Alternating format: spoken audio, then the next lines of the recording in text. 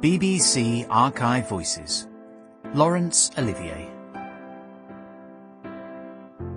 Farewell to the Vic. Broadcast on BBC Radio, 15th of June, 1963.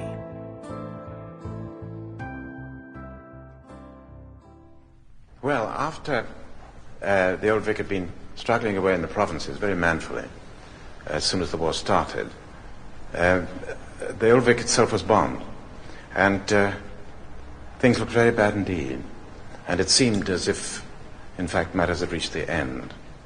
And Tyrone Guthrie, who'd been running it, got the idea that if Ralph and I could be got out of the Navy, and if we joined him in the direction of the thing, that we might make a go of it. And John Burrell was asked to join us as well. And so permission was applied for our release from the Navy, which was granted with a lack of reluctance, which I'm afraid was almost hurting. However, Ralph and I got over that all right, and so we started the work with the Old Vic again. That was in 1944. We opened full of hope and full of ideas. We were very lucky in the fact that there are two boom times in the theatre. One is in an ordinary boom time, I mean for the serious theatre, when everybody has seen their complete fill of all the froth and all the musicals and all the leg shows that they want. And then they go to the serious theatre. Now, in a wartime, the same thing happens.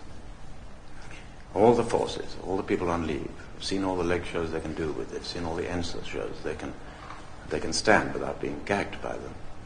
And they begin to want something a little bit better. And so we were very lucky. Also, we were one of only 5 theatres alight at that time. The buzz bombs were coming down.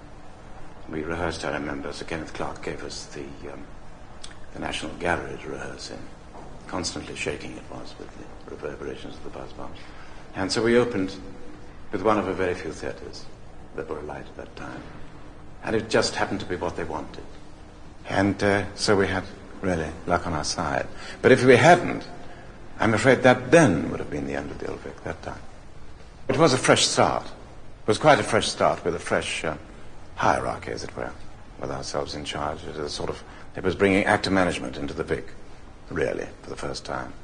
How did it differ from what the Vic felt like when you were playing there in the 30s? Well, then it was a wonderful place to be. It was a bit rough, you know. It was a theatre without any very great tradition. It had Sample complete. Ready to continue?